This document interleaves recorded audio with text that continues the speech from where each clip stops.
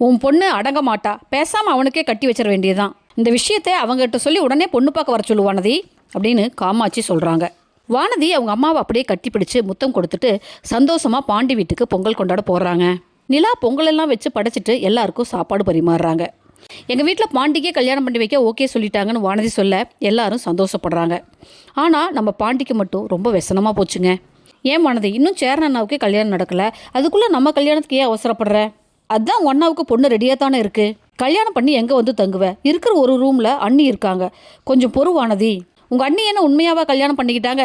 சும்மா பேருக்கும் ஊருக்கும் தானே அவங்க கல்யாணம் பண்ணிக்கிட்டாங்க. உங்கள் அண்ணியை பேசாமல் போய் ஹாஸ்டலில் தங்கிக்க சொல்லு, நாம் அந்த ரூமை எடுத்துக்கலாம்னு வானதி சொல்ல பாண்டிக்கு அப்படியே மனசே நொறுங்கி போச்சுங்க. பாண்டி அதுக்கு அமைதியாக இருக்காரு. வானதி சேரன் கிட்ட வானதியை பொண்ணு கேட்க அவங்களோட வீட்டுக்கு வர சொல்கிறாங்க. சேரனும் சரிம்மா வரோம்னு சொல்கிறாரு. வானதி வீட்டில் எல்லாரும் வானதியை பொண்ணு பார்க்க ஐயனார் குடும்பம் வருதுன்னு தடபுடலாக ஏற்பாடு பண்ணிட்டு இருக்காங்க.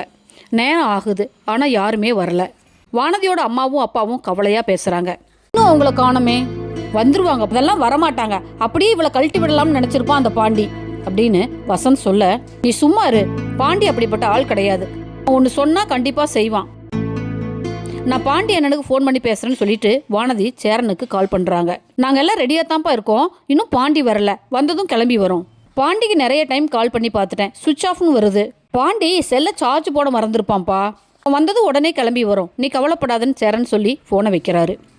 பாண்டிக்கு வானதி நிலாவை ஹாஸ்டலுக்கு போக சொன்னதே மனசை போட்டு அறுத்துட்டு இருக்குதுங்க. இன்னும் சேரன் அண்ணாவுக்கே கல்யாணம் நடக்கலை, அதுக்குள்ளே வானதி இப்படி அவசரப்படுத்துகிறாளேன்னு ஒன்றுமே புரியாமல் வண்டியை ஓரமாக நிறுத்திட்டு பாண்டி குழம்பி போய் உட்காந்துருக்காருங்க. ஓகே ஃப்ரெண்ட்ஸ், தேங்க்ஸ் ஃபார் வாட்சிங். என் சேனலை லைக் பண்ணுங்கள், ஷேர் பண்ணுங்கள், சப்ஸ்கிரைப் பண்ணுங்கள். தேங்க்யூ.